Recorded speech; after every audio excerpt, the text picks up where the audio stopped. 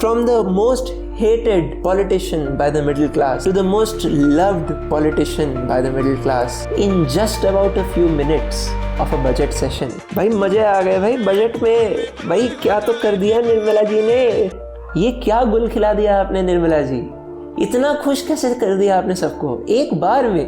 मतलब 1,00,000 करोड़ का revenue has been foregone in the budget just by adjusting the direct tax slabs. This is just too good to be true. Everybody was expecting कि भाई base exemption limit 10 lakh कर दी जाएगी, इन्होंने तो क्या googly मारी भाई साहब, 12 लाख। ओ माय गॉड, ज्यादा एक्टिंग हो गई क्या? नहीं यार, me being in the 30% tax bracket, मेरे लिए भी it is a benefit of 1.1 lakh rupees a year, जो कहाँ जाएगा वो इधर ही इन्वेस्ट हो जाएगा। मैं भाई खर्च करने वाला आदमी थोड़ी हूँ। कहीं और किसी और वीडियो सोर्स से तुम लोग को काफ़ी ज़्यादा पता भी चल गया होगा मेरे बारे में। लेकिन अभी बात करते हैं हम अपने करंट पोर्टफोलियो की।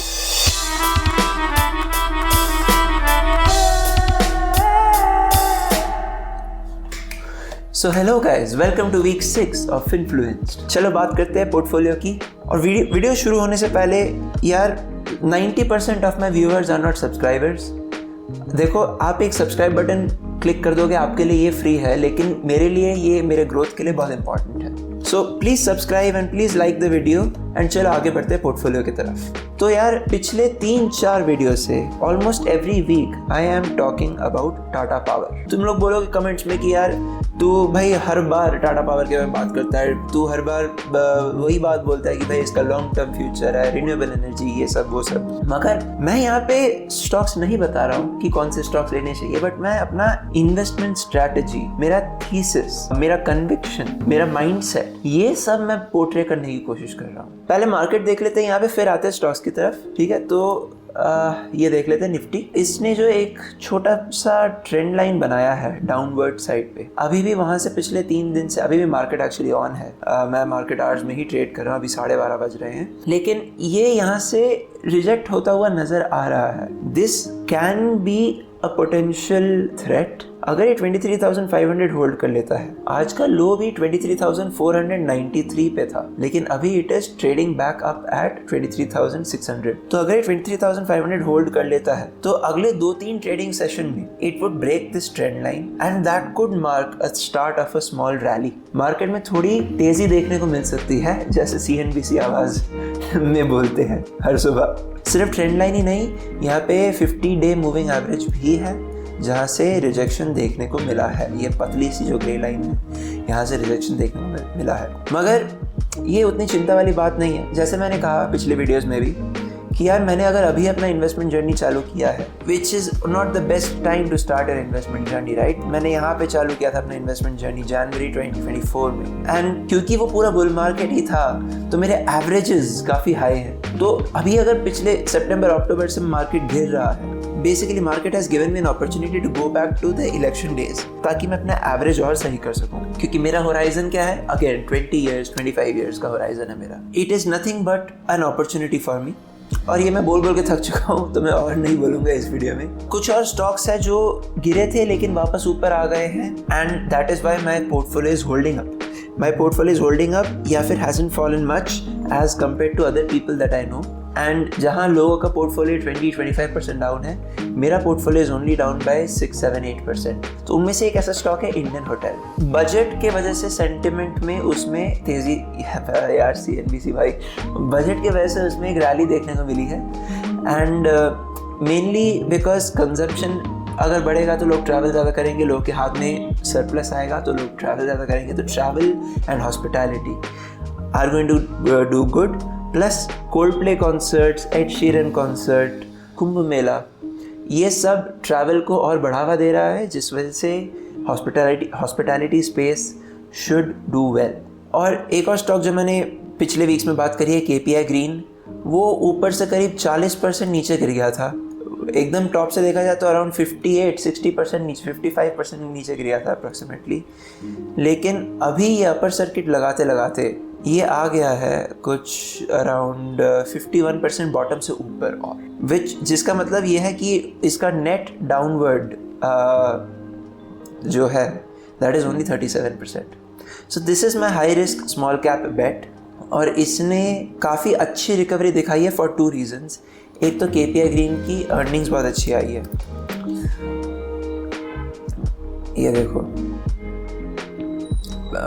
तुम्हारा क्वार्टरली रिजल्ट्स देखो, फ्रॉम 360 या पिछले साल दिसंबर क्वार्टर में 330 था, अभी 458 करोड़ हो गया है।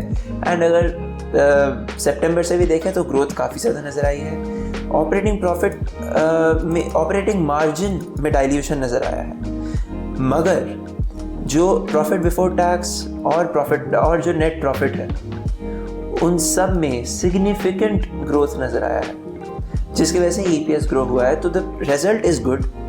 नॉट जस्ट दैट, तो कोल इंडिया ने KPI ग्रीन को 13.1 बिलियन INR का कॉन्ट्रैक्ट दिया है to develop a 300 megawatt alternative current ground mounted solar PV plant. तो जिसके वजह से KPI green is going up by 5% upper circuit almost every day.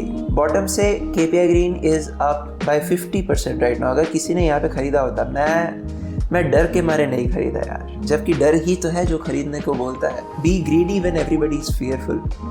बस मैं यहीं पे नहीं खरीदा, बाकी हर जगह खरीदा मैं, ठीक है। तो बट एनीवेज यहाँ पे देखो यार, RSI was so much oversold। देखो स्टॉक अगर फंडामेंटली स्ट्रॉन्ग है और उसका RSI ओवरसोल्ड है, then RSI is a very good indicator to when to take new positions. अगर स्टॉक में फंडामेंटली कोई दिक्कत नहीं है और technically the stock is oversold, जो तुमको RSI बताएगा, that is basically a gold mine of an opportunity. And Tata power में भी सेम चीज हुआ। कमिंग टू टाटा पावर में भी RSI बिकेम ओवरसोल्ड। उसके बाद से अर्निंग्स अच्छी आई, तो काफ़ी मिक्स्ड रिजल्ट्स आए, लेकिन overall sentiment was good around it कि profit had risen by 8%। Earnings उतनी नहीं हुई, सेल्स उतनी नहीं हुई, लेकिन मार्जिन एक्सपेंशन हुआ, जिसकी वजह से Tata power has gone up a lot. तो मैंने यहाँ पे जब RSI ओवरसोल्ड हुआ था, I had more conviction in Tata power because it was a safer bet at that time than KPI green, क्योंकि KPI green being a small cap, पता नहीं वो कितना नीचे जाएगा, ठीक है। तो इसलिए मैंने उसमें ना बेट लेके मैंने टाटा पावर में बेट लिया था। And Tata power has held up fortunately. And देखते हैं ये अब अगले क्वार्टर तक कितना ऊपर जाता है, होपफुली अच्छा जाए। अब एक चीज़ मेरे को समझ नहीं आ रही है, वरुण बेवरेजेस पिछले 1 साल से Varun beverages has not moved up, मतलब गया है लेकिन ऊपर आ गया। It has gone down to a price of 1 year ago, and that is only because of competition from the godfather of business of India, Dhirubhai Ambani, Mukesh Ambani, ठीक है। एंड वो लोग कैंपा कोला ले आए, तो कंपटीशन इतना बढ़ा दिया वरुण बेवरेजेस में कि इवन आफ्टर बजट के बाद कंजम्पशन स्पेस में रैली देखने को मिली, तो लोगों ने वहाँ से प्रॉफिट से टेक लिए। भाई वरुण बेवरेजेस क्या है? Varun beverages is the bottler for one of the world's largest beverage company, that is PepsiCo. And सिर्फ बॉटलर ही नहीं, सारा पैकेज है मैन्युफैक्चरिंग करता है उसका, including Lay's, including Varun beverages के कुछ अपने brands, Cream Bell and others. पता नहीं यार, समझ नहीं आ रहा। मेरे को कमेंट करके बताओ यार कि why is Varun beverages taking up so much beating and should I hold? Do you think this has any future? ठीक है, वरुण बेवरेजेस की अर्निंग्स भी आनी है 10 तारीख को, तो वो भी देखना है। वो अर्निंग्स पे ही पता चलेगा कि देखते हैं यार। ठीक है, मेरे को कमेंट करके बताओ कि क्या कर सकते हैं कि वरुण बेवरेजेस की, is it a long term hold? What are the growth triggers जो इसको कैंपा कोला टाइप के कंपटीशन को बीट करने में हेल्प कर सकता है?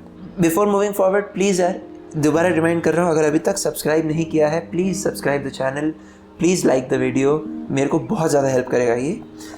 एंड मूविंग फॉरवर्ड, मेरे को एक और हेल्प चाहिए आप लोगों से। एक स्टॉक मैंने देखा, केसॉल्स, it is a small cap IT company, लेकिन पिछले 1 साल में, इनफैक्ट पिछले 1.5 साल में, this stock has not moved at all, in fact has been on a downtrend. मगर if you go to screener and look for KSOLs, इसके numbers look too good to be true. It is in the data science and big data and machine learning space. तो technology wise Salesforce is 24%, Odoo में contribution है इसका, AI ML, big data, DevOps, mobile applications, QA and automation.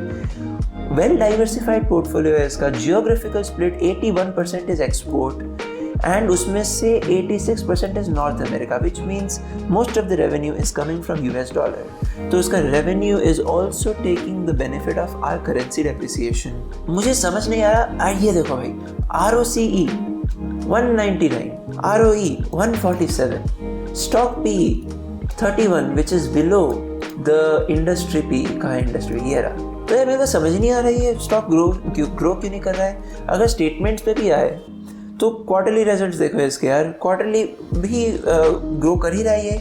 24, 26, 28, 30, 31, 35, 38 decent steady growth नज़र आ रही है. Net profit में भी देखो 6, 7, 8, 9, 10.